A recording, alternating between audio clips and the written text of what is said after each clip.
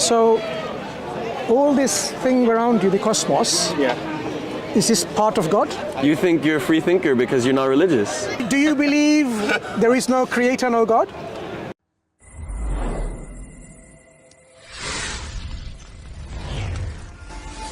And intuition and all. So when we are in that calm mind, we connect with that intuition, which is within us. All the godness is not there somewhere; it's there within us. But our mind sometimes it doesn't let us to go. So doing meditation, the mind will stop its activity. So that's where we connect with our inner self. Yeah, so that's the start of a process. Yeah. Are you saying this is God? Yeah, connecting with our inner self is God. So you yourself is God? Yeah.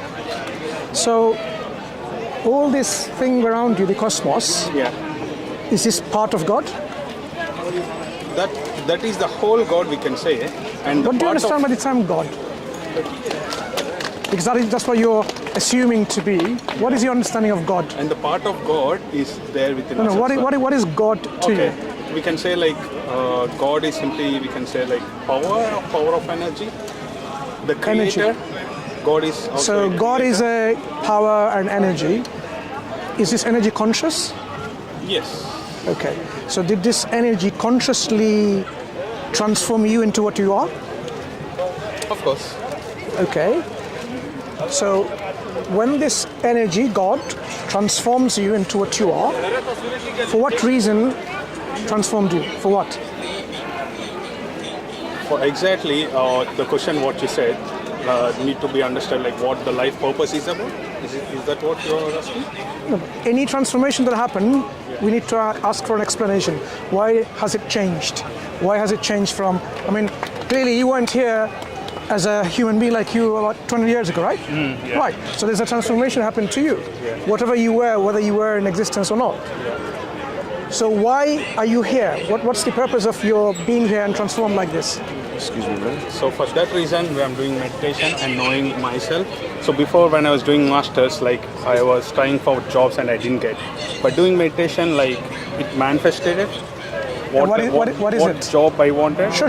So the purpose of your existence through meditation, you have come to know is? What is the purpose of your existence by going through this process of meditating? It cannot be simply said in one word, right? What is your purpose of existence? It comes with the... Is it to eat bananas? Can be. It's also part of a life. Do you really think... It could be major. It could be more than it. It could be complete more massive. What is it then? So, achieving whatever I wanted, whatever I feel I want. So you make your own purpose? Yeah. No, sorry, go ahead. Do you make your own purpose of existence? Yeah. Doesn't make sense, does it? If there's a creator God, as you said, the creator God made you into existence in this form that you are, did you decide to be in this form? Yeah. So you decided to be a human being? When? So, I kind of got confused, sorry. I kind of got confused. So, you are a human being compared to a tree, for example. So, did you, in any point in time, decide to come in the form of a human being rather than a tree or an elephant? Was it under your control? Because you were saying you make your purpose. You decide what your purpose of existence is. Yeah. Did you decide to be what you are? No. Right. So the decision comes from the creator. Yeah. So what does the creator say in terms of your purpose of existence is? That's more reasonable to ask. What is it? As Muslims, what's the purpose of existence? Bro, so we believe that God created us to worship Him, and in Islam, the concept of worship is so broad in the sense that we're not talking about just meditating in a room alone. We're talking about living a godly life. All aspects of your life that are what's called righteous can be considered worship. And this life, we're put here, Allah says in the Quran, as a test, to test which of you is best in piety. And this test based on how you do on this test, is your afterlife and how you do in your afterlife. How does that sound to you? Good. So, did you reach anything more through the meditation stuff, or did we just give you a lot more than you've reached in the meditation stuff? Oh, we can't compare in that sense. Like with meditation also, I experienced what myself. I can able to get rid of my old habits. I got rid of my smoking, which I did earlier. But after coming meditation, I got rid of. So, yeah, of course. To make a comparison, just Ramadan, the month of Ramadan has passed. Yeah. You know how many people got rid of the smoking and all these bad habits? Yeah. It just did it because it was a practical steps in which people can actually make themselves better and connect to God and be more righteous. Leave their evil ways. Yeah. So let's come to a point. Like we don't need to compare which is good, which is better. I'm not saying that. I agree with you. Yeah. Through a process, you can change. No dispute. I just give you an example of a process in Islam in which we have a process. Like the prayer that we have, it prevents us from doing any evil actions. Like for example, now is about what? What time is it? Oh no, my time is still. Say about 3 o'clock-ish, yeah, right? Right now it's around just 3. We live our life. The next moment someone is having any thoughts of doing some bad actions, immediately comes to them, I have my next prayer, Asr prayer coming. It will prevent them, even just the thought of there's another prayer coming, prevent them from walking into a pub or a brothel or a casino and so on and so forth. Because they know they have to stand in front of God to account for their lives. Yeah. So there are practical ways in our Islamic principles of living in which we can achieve what you're trying to achieve through meditation. So let's go back to the question about what is the purpose of existence. Say the Sanatan Dharmist have come to know, or the Buddhist tradition or the Tantric tradition have come to know. I don't know which tradition you are representing. Which tradition are you representing? So we are not coming from any cultural background, but we just want to give awareness of meditation. Who is your guru or a teacher in that meditation pathway? All the New Age masters are there. New Age master. Louis L.K., Patriji. So what did they achieve themselves in terms of... The meditation came from Buddha to the earth.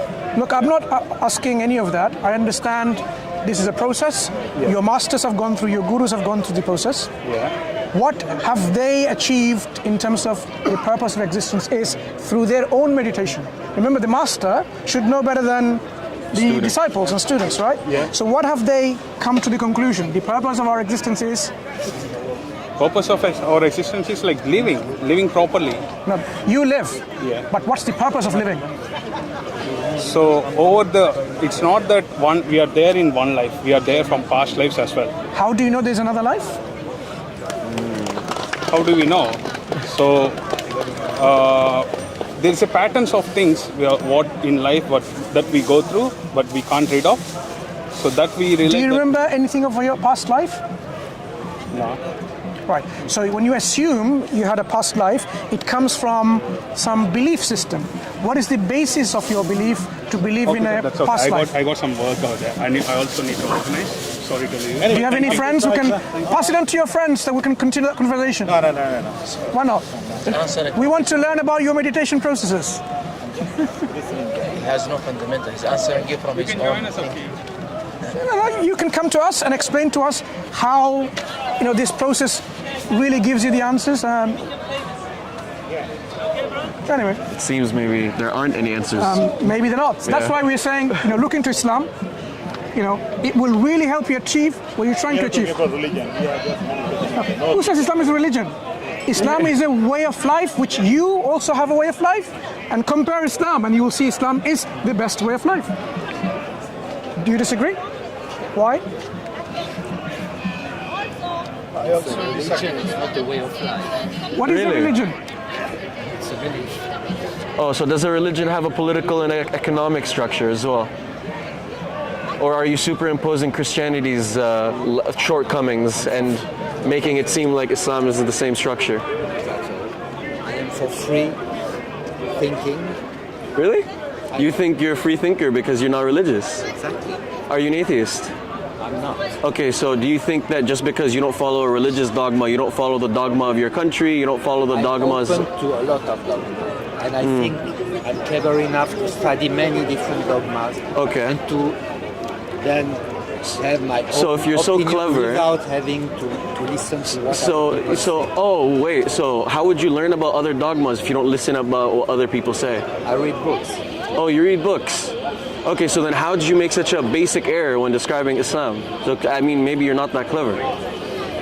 I read a lot about Islam. Oh, you read a lot about Islam, but then you would make the basic error of saying that it's a religion, when even Islam doesn't portray itself as a religion. Religion, Christianity is also a religion. Really?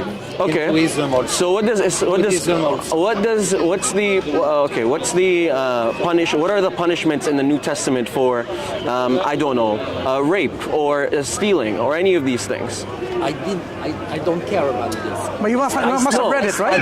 I studied the core of it. I'm not learning everything which is written in the Bible. Sir, the point is that you're making a false comparison. Islam is not a religion because, by your definition, Islam is not only a belief. Islam is a political structure. Islam is, whether you agree with it or not, it's irrelevant. I'm not saying you have to. I'm saying Islam is a way to do politics. Islam is a way to do finance. Islam is a way to have gender relations. Islam is a marriage structure, etc., etc. So is Christianity. No, it's not. It's Hinduism. No, what's the political structure of Christianity? Enlighten me. This is the politics. I'm sorry, you mean the secular democracy we're living in? That's Christian. Where does it say in Based the... upon Christianity. Sir, where does it say in the New Testament to govern by secular democracy in the New Testament? Where? I'd love to know. I don't know about the New Testament. I'm not learning. Where in all of the Bible? All the secular- Where in all of the Bible and the church tradition does it say to govern by secular democracy? No, I don't read the Bible every day. I don't know the Bible by heart. I don't. You don't care. need to know. You could I use don't your care phone. about the Bible. You don't need to know. Use your phone. Where You're does making it say assumptions, secular? though. You're assuming this country is based on Christian teachings, which has all of those teachings. Yeah, but the teaching has to be based on some foundational thing, like a book, the scripture, like the Bible. If you don't find anything in the Bible that details to you how to conduct your life in a societal level with economics, politics, criminal systems and so on, then you can't assume Christianity has that.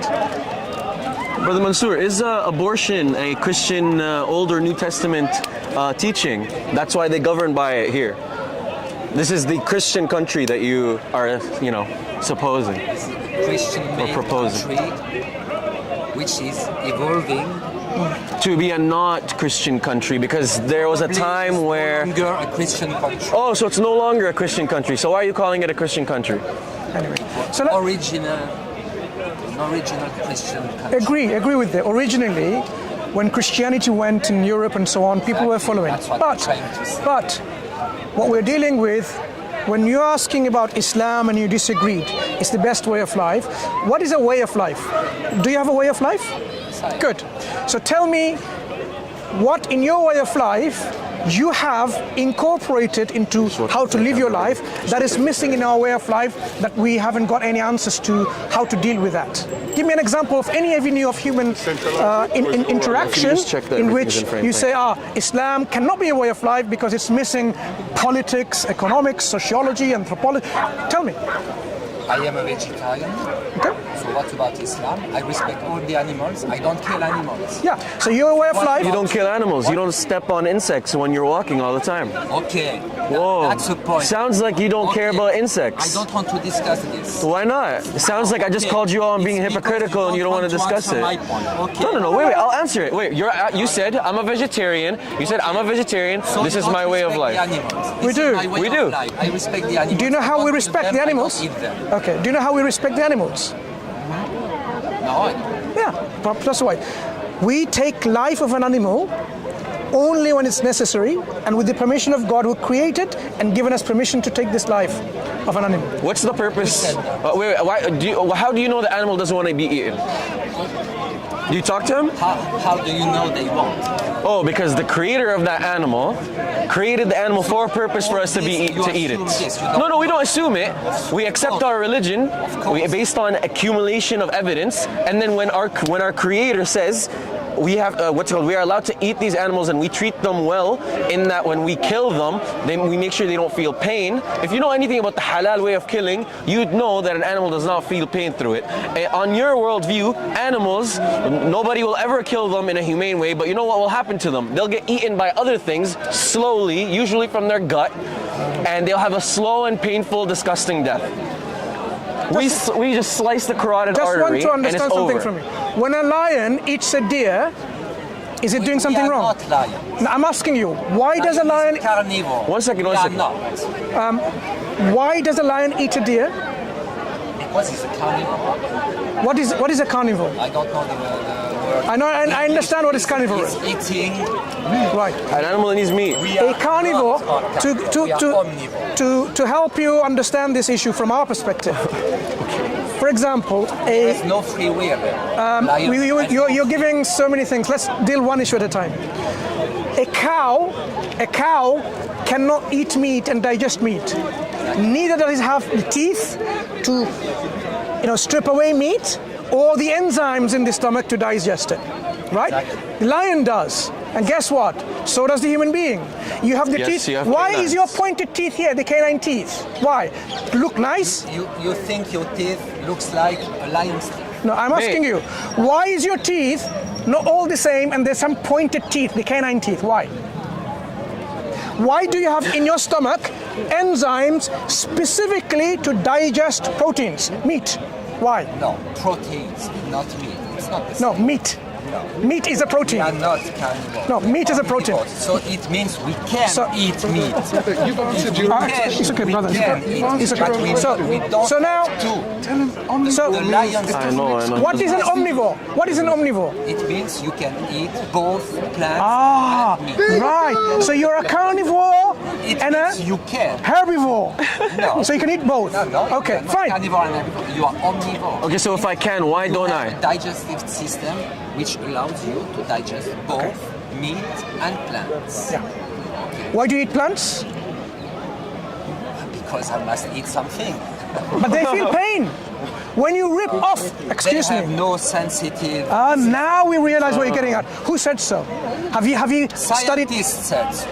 If you've bothered to read about science, plants, when a caterpillar goes into a leaf and starts eating the leaf, do you know what the plant does? It sends a signal. Know that. Hang on, slowly. So don't deny that it has a distress signal. It sends a distress signal. Like a caterpillar is going to come and eat you. All the leaves in the tree with calcium signals. Because it doesn't want to be eaten, and you eat it. I agree. And you eat it. I agree. So you're a food But racist. it's not. Basically, you're a food racist. You don't mind, herding. You don't mind herding plants. No, don't treat me a racist. No, I'm not treating That's you. not a good You're argument. claiming that you do not not care the same.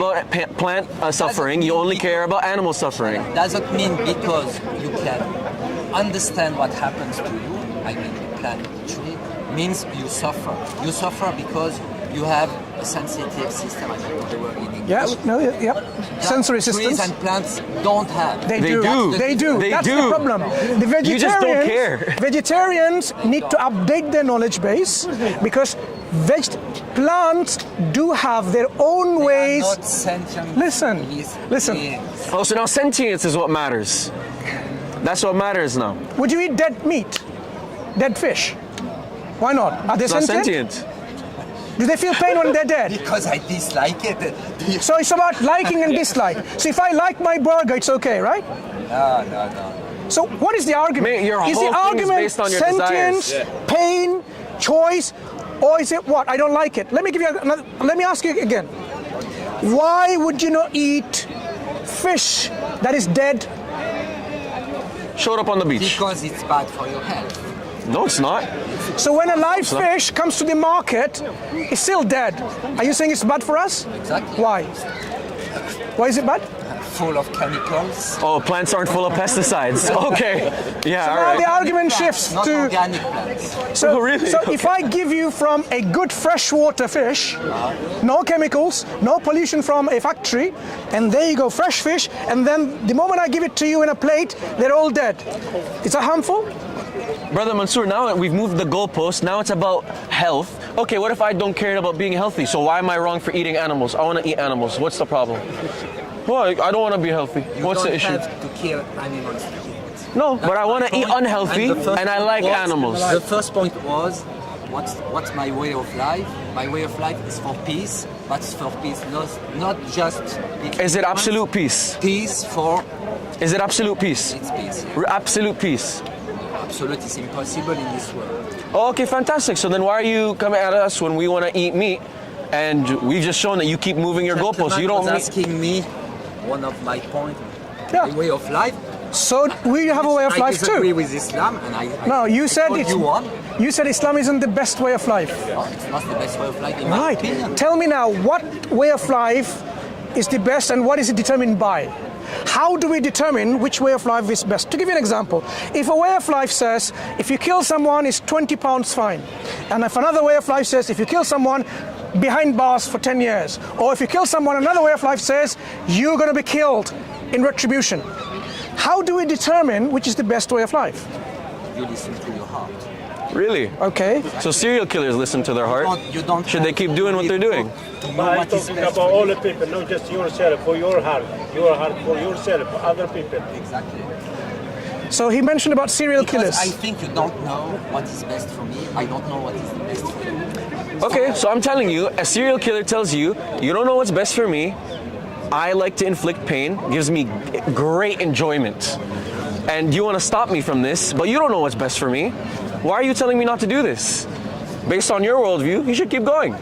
It's what's best for him. He determines what's best for him. Tell me. We are a little bit far from the subject. Okay. So It's the same subject. It's the same It's about way of subject. life. The subject was the way of life. Exactly. Yes, that a serial killer has a way of life. You discovered, and I'm happy for you, a way of life. Yet, Do you agree with the pedophile's way of life? absolutely not. So it is not But about this is how. illegal. Hang on. Who makes it illegal? The society. What if the society makes it legal? Would you accept? Probably not. But So it's not legal, about, you said. So it's not about legality now. It's unethical. And who determines what's determines- unethical? You listen to me. Okay, so cool. The pedophile determines it's ethical for him, and it's okay, right? That's what you're saying. No, because pedophiles, I think it's mental health. Oh, so that's your opinion. He doesn't think that. He thinks you have a mental illness because you're not a pedophile. Science says so. Science said so. Sure. What does science say about homosexuality? Is it a good thing? I think science doesn't say anything about this. Why not? What does it say? Really? Do you know why it doesn't say so, or why you're not willing to say so? Because you know what science says exactly. Yeah? Tell me. I'm curious to know. Tell me. No, I'm not going to tell you because you know exactly what science says. Homosexuality is homosexuality. I don't know. So when tell me. when two male human beings mate with each other, do they produce offspring? No. Is that scientific? What is evolution all about? This is Continuation of genes and your legacy, but you don't have any offspring. So what does science say about it? This is an evolutionary leftover. Is that what it says? But what is that So now- about homosexuality? No, what I'm saying is I mean- homosexuality, pedophilia, vegetarianism, there's one common thing all of this. Who or what determines what is the best way of life? Your particular way of life, your wishful thinking, we have discovered and understood, cannot be the arbitrator. We say the one who is the creator of all of this, our God, our creator, determines what is right, what is wrong, what is moral, what is immoral. That's the yardstick. But how do you know what the creators say? Very good question. How do we know? No, you go ahead. You take this. We know, first of all, we have a firm conviction that the creator exists. Firm conviction. We don't just simply. But you have no proof, just a conviction, just a belief. How are convictions come about? Enlighten me, other than by proof. It's just a conviction. No. You need to be convinced by proofs. So we are convinced. What are your proofs? Right. So do you not believe in a creator? That you need to discuss that first. We can go and explain to you. Once we have a conviction there's a creator exists, and then we can determine what communication the creator communicates with. Tell me your proofs about the creator. Yeah. Do you believe in a creator? I do. Are you convinced? Sounds like you believe without proof. I'm not convinced now. Okay, you're not I'm convinced. studying. No, that's fine. That's fine. Okay.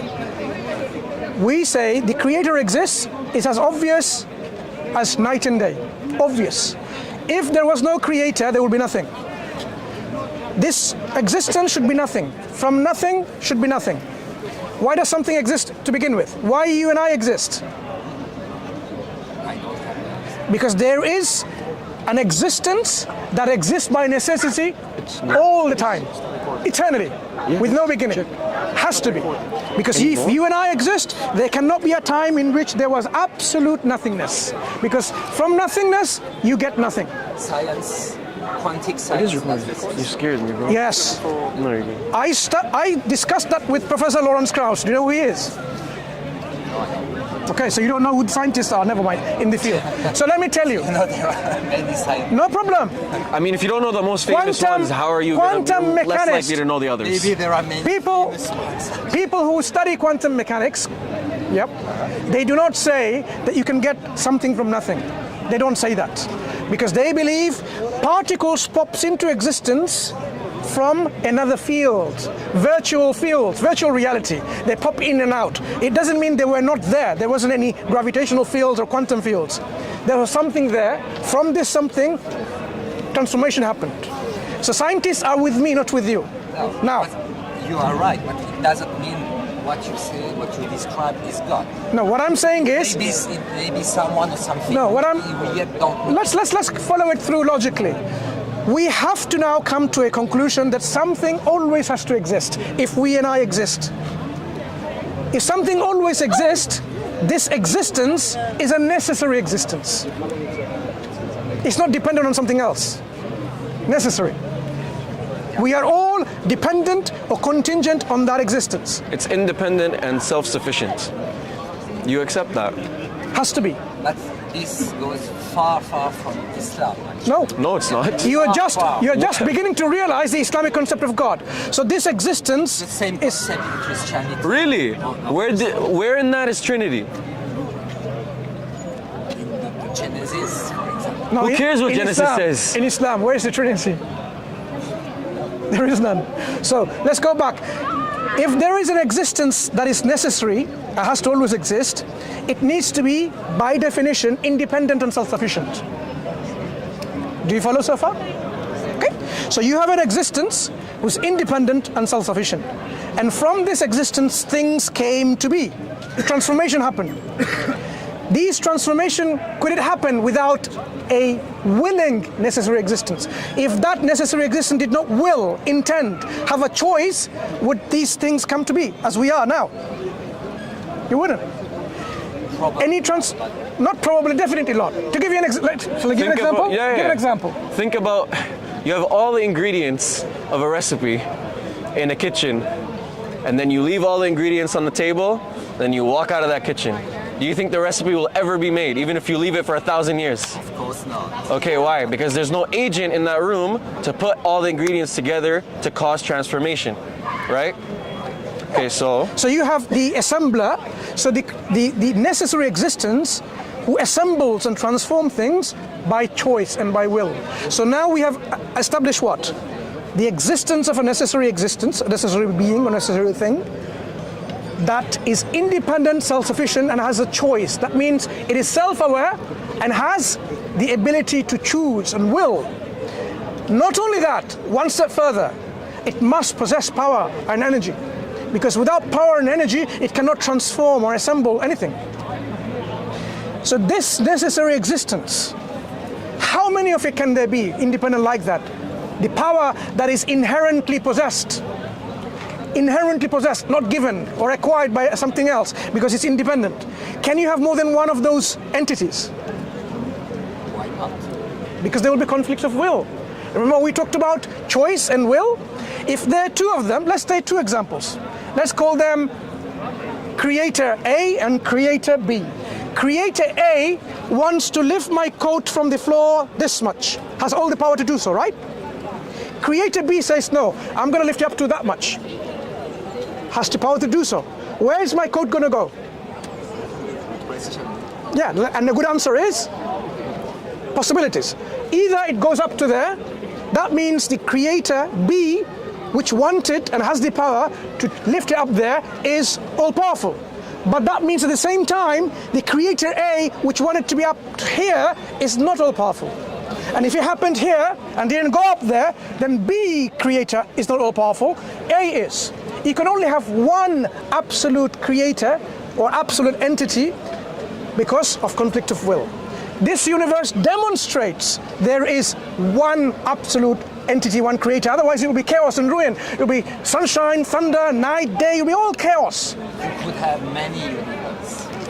Even in many universes, you will have the same conflict of will. Different entities. Imagine now. In every universe. Imagine one creator destroys all the other multiverses. No, it couldn't. So it's not all powerful. One creator would be in charge of just one universe. When you say in charge, does it have the power to destroy all the other universe? Then it's not all powerful. So back to square one. There can only be one all-powerful entity, not more than one. So I want to share with you something. Now I want to share with you something. Remember you said like how far this is maybe from Islam? Look, this is what Islam says about our creator. Because Islam doesn't just simply give us statements of belief, it tells you how to believe. It says, look, I will tell you the English. قُلْ هُوَ اللَّهُ أَحَدٌ. Say, He is God, one, unique. Allahu Samad, the one who is eternal, independent, self-sufficient, free from all needs, and everyone or everything depends on Him. Lam yalid wa lam yulad. He's not born or begotten or produced or generated or sprung into existence. Neither does He beget, produce children, or beget or make offsprings and so on and so forth. So not like Christianity. وَلَمْ يَكُنْ Christianity. لَهُ كُفُوًا أَحَدٌ. And there is nothing like whatsoever. No comparison, no co-equal, no similitude, no co-equal. So if you now think about what we've discussed, there is a creator who is one, absolute, independent, self-sufficient. Everything depends on Him. This creator is not born, doesn't give birth, didn't come into existence. It's not going to create other gods. Can there be anything like this creator? No. Just exactly what the Quran describes. Exactly what the Bible describes. Really? Okay, is Jesus begotten or not? Yes. According to the Bible. So it's not like the Bible. So you're being dishonest because you know that in Christianity there's a triune God and the God, the Son. Sorry? Same. What church does not accept the triunity of God? Protestant church. I'm sorry. Yes, they do. They accept the triunity of God. The Protestant church accepts the Athanasius Creed. What is the Protestant church view about Jesus Christ, the second member of the Trinity? No, we don't believe in the Trinity in the Protestant church. Who is Jesus Christ? Oh my God. The Son of God. Son of God. So it sounds like He's begotten. According to the Bible. I'm not. I'm talking about the Bible. I'm trying to convince to be a Christian. I understand that, but you keep saying that this is like Christianity, and we just said begets not, nor is He begotten. That sounds exactly the opposite of what a begotten God in Christianity is. So you're being either dishonest or you're ignorant. Which one is it? Misinformed. No, he's not. He knows that Jesus is begotten. It's not I know or I don't know. I must say I don't care. For me, it's not the point. It's not really important. These are theological discussions, and I'm not interested in theological discussions. Never mind. That's regarding fine. what the Bible said. It is Trinity. I'm not a Christian. I'm not advocating. We're not either. But what is the purpose of your creation? What I try to say is that if you want really to understand the world, you don't have to be close to just one opinion.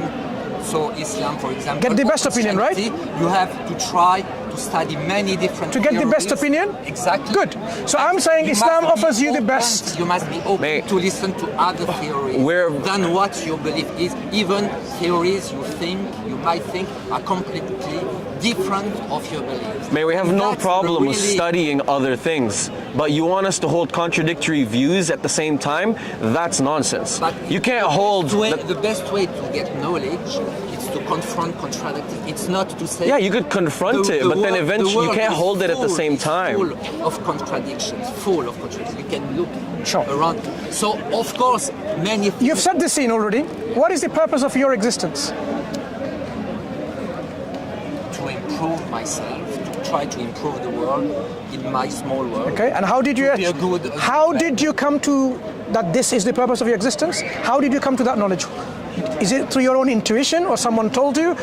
How do you know without a shadow of doubt that indeed is your purpose of existence? I have plenty of doubts. That's the way. So you're not sure? If you are so sure to be in the right way, I don't think you hire yourself, because you are so sure you already. Are you a man or a woman? Are you sure what you are? I'm sure. So you can be sure. Do you need to now say, no, I don't need to be sure? Okay, let me ask you again. Are you doubtful whether you're a man or a woman? Yeah, sure. Likewise, we must be sure about our purpose of existence. We can't just leave it there and say, oh, there's a room for development. No, you need to achieve to a point where that's it. You must be sure about it. So we say there is a purpose of our existence which I didn't create myself. I didn't create the heavens and the earth. Neither did the nothingness. We know our Creator did. So it is our Creator who's going to tell us what is the purpose of our existence is. But that is true, but that doesn't mean that Islam is the truth. Okay. What would convince you Islam being truth? Give us some criteria that you're seeking and we will offer this to you. And once it's offered and you're convinced, inshallah, you'll become a Muslim. I'm not, it's strange, but I'm not trying to be convinced by anybody. I prefer looking for myself. Remember what he said, we need to be sure about something. That's what I'm doing, talking with you. Right, but we can make you I know to a point where you can be sure. Some things like this are so complicated that it's difficult to be convinced just like this. You have to study, to listen to you. Yeah, I mean, So help us further the conversation by just telling us what kind of evidence are you seeking when you look to learn about Islam. I would like to be like you, and knowing I'm a Muslim, I'm a Christian, and I know I got the truth, I know where I go, I'm sure about this. I'm not.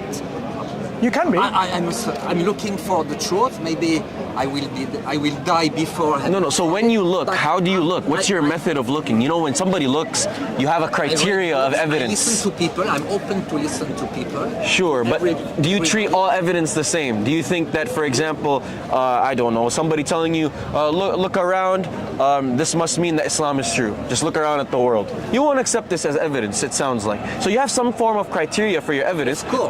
So what is that criteria so it helps us communicate with you better? Criteria evolves.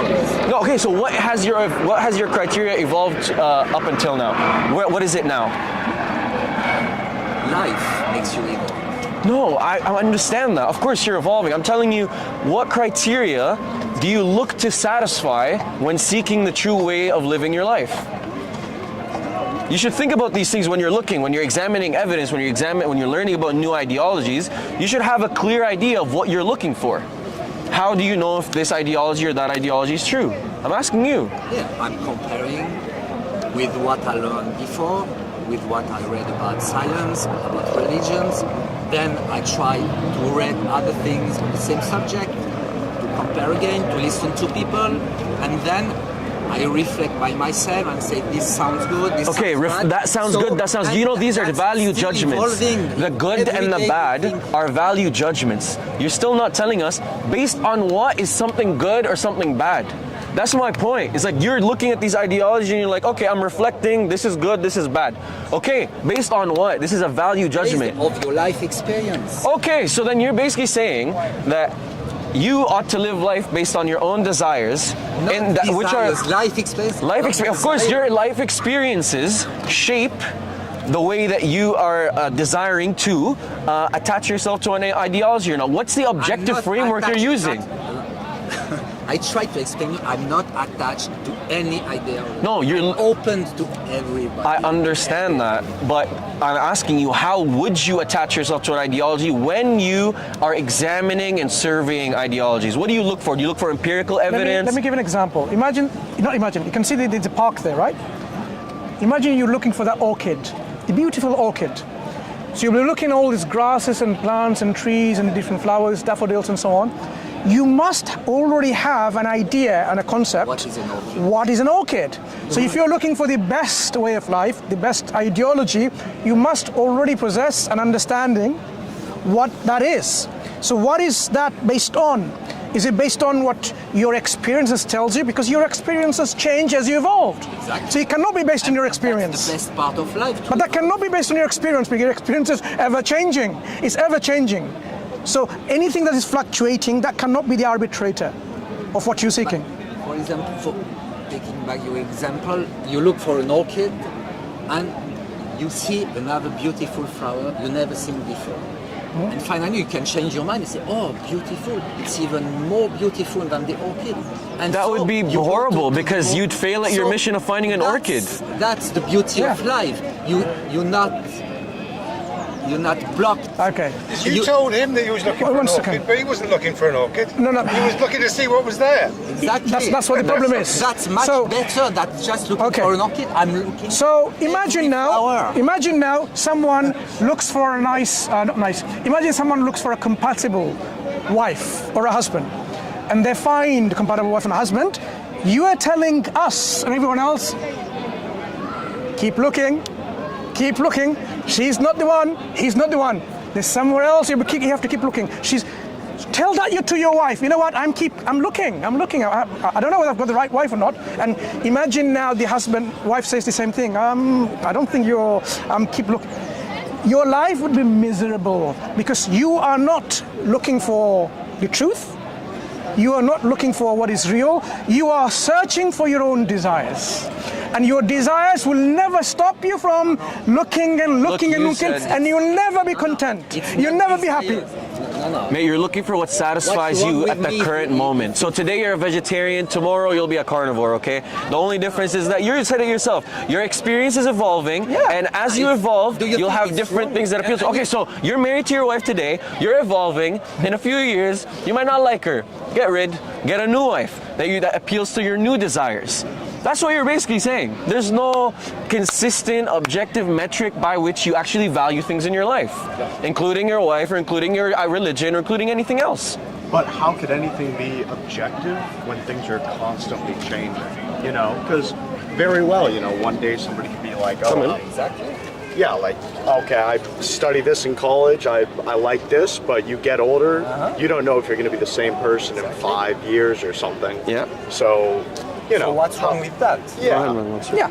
So, because we have an objective standard, the yardstick to measure things by. Who does? Who does? We do. We do. Who's we? Sorry, I came late. We are Muslims. Okay. Muslims who believe in objective reality. We believe in God objectively existing by necessity. Once we establish that, everything follows from there. I see. How can you objectively prove that there's a God? Okay. We were already here, but we already did that. You kind of missed that conversation. No, we can go. But we can do it again. We can do it again. Sure. Okay. Do you believe there is no creator, no God? I don't believe that there's not, but I'm also a scientist, so I feel like I need empirical When you say evidence. scientist, what's your level of education? Just a bachelor's degree, sir. What is So yours? that doesn't make you a scientist. I've got masters, it doesn't make me a scientist. Sir, don't. When we say You have scientist, no bounds to make that statement. yeah, we do. I cannot call myself a scientist because I've got an MSc. Sir, I work with viral vector gene therapeutics at Thermo Fisher Scientific. What scientific background do you have? Why do we get a PhD? And what's that PhD about? What scientific background do you have to say that I am not a scientist, sir? I'm saying with an MSc, I don't consider myself to be a scientist. Why not? To be a scientist. And even the definition of a scientist is up to the person. What's your Oh, definition? really? So, for example, now What's your definition of wait. Not my definition. So basically, anyone who doesn't. So if you don't have a PhD, why do people get a PhD for? What's the PhD about? To become a doctor, sir. No. PhD is a training. Okay. Training to be a researcher. So if you're in science, you become a scientist. Training. PhD will train you to become a scientist within the field of science. In social science, you can do other PhDs and other things and so on and so forth. With a bachelor's degree and a master's degree, I don't think the academic world or the scientific world would tell us that we are scientists. That's anyway, so subjective. Besides the point. What does my job title say? Okay. Scientist 1 at Thermo Fisher Scientific. Fine, you're a scientist. That's your job title. All right. Good. Back to the... Good. What were we Scientist. talking Fine. about? Now, because you study science, let me ask you from science, can something come from nothingness? No. Right. Are you something? 100%. Right. Could it have come from nothingness? Everything is based from matter and energy. Right. So matter is eternal. That fuels everything. Matter is eternal? Totally. What do scientists say?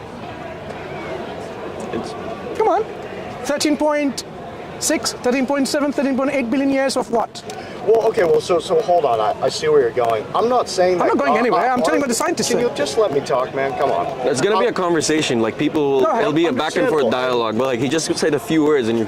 That's fine. Well, because we're going down different avenues. That's fine. You Carry know, on. Carry on. My I'm- apologies. Carry on. Thank you, sir. Thank you.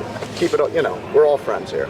But anyways, what I was saying is I'm not saying that there is or is not a God. So I'm putting that out there. I'm not saying there's no God, God doesn't exist, blah, blah, blah. We heard you. But exactly. But I'm also saying I need like concrete facts, concrete truths to give me the evidence to make me say, okay, 100%, I'll bet all my money there isn't. Right. So I'm not saying there is, I'm not saying there isn't. I'm a peaceful in between because I don't think we have enough empirical evidence to make that claim that there is this higher power. I think all of it, it's beautiful. It's really beautiful thought to think, what are our origins? Where do we come from? And I think religion in general is just all these different avenues to explain the same unanswered question that we don't know. Whether it's Christianity, Muslim, Hindu, Buddhism, these questions are beyond us. And I think it's great and it's cool to, everybody has their own origin story. But yeah, I personally feel like there's no way to really know, but these thoughts are soothing and these thoughts are calming and, bring us some sort of sanction at night. So that's a claim. You think that we can't know anything about our origin? Why? No. See, now you're mixing my words. Not that we can't know anything. So we can know. That's fine. So let's carry on. Let's carry on. Okay. So, according to the science which you have used as a tools to understand the reality, what do the scientists say about matter and its origin? I don't know, sir. You tell me. I'm not a scientist. Our universe began about less than 14 billion years ago. Okay? So now next question is, was there a before? Was there anything before that? Okay? I have what do scientists? no idea. What do you think? I mean, as a scientist, you should explore a bit further, right? Well, no. Why not not? at all. Why do you feel because I'm a scientist I should do that? Because this is a question you said you're not sure about. So you should now explore. But why does that make me inquisitive? I don't know about it. Maybe I don't want to know anymore. Maybe I'm okay, so that's your choice not to know. So fine. next. No, I agree. If someone doesn't want to know something about it because it goes whatever reasons, that's fine. You may not know or not want to know. But the fact of the matter is, you and I understand this principle that nothingness, which is the absence of everything, absence of energy, absence of quantum fields, absence of gravitations, absence of quarks, hadrons, leptons, gluons, absence of bosons, absence of everything cannot originate something. So as far the fact, as we know. as far as we know, because that's the rationality tells us, as far as we know, it's not possible. So that means in our worldview, since we exist, something has to always exist. Has to. It cannot come from absolute nothingness. So now we're dealing with something that always exists. The question now is, what is the characteristics or properties or qualities of this something? This something that has transformed us from an initial state, because you weren't human being like as you are, 200 years ago. Okay? You maybe have something in I don't know, according to your understanding, whatever you were. So this transformation and an assembly that's had happened, assembly and transformation, it requires an agency with consciousness, will, and possessor of power and energy. So this thing that always exists must inherently be a possessor of power and energy, must be conscious and self-aware, must be someone who willed something that willed this transformation and assembly to happen, and must also be absolute and necessary. So now, what's the avenue of this conversation? Are you trying to tell me that God is objective? Or we were discussing about how can we be sure about it, and I've given you ways where, according to even the scientific paradigm that you operate on, it tells you there has to be always in existence, and I've given you certain qualities of that necessary existence. And that's wonderful. So now you realize this necessary existence is absolute, possessor of consciousness, self-awareness, has a will, and possesses energy and transforms things. You can call this, next step, the originator of things, the assembler of things, Jamia, the originator, the assembler, the creator, because that's a creation has taken place.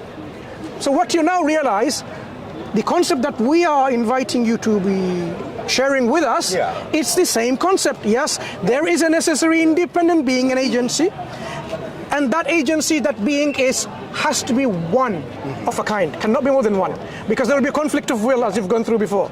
And I think that's very cool. Like the last thing you said, you're inviting me into a concept of a frame of reality that you and many others believe. And I think that's great, and I think that's beautiful, and that's awesome. You know? And I love that it has, you know, you feel like using what we know, you can make these deductions about how the universe was created. But, you know, I think that's your concept. And do you disagree? And if so, why? No, sir, because you know my stance from the very beginning. I said I don't know if there is a God. No, that's not the question. And the question, the framework that we've now developed. What was the question? What we've developed in the concept of a necessary existence. Do you disagree with any of that? And if you do, why? You must bring scientific paradigm, logic, and rationality to disagree.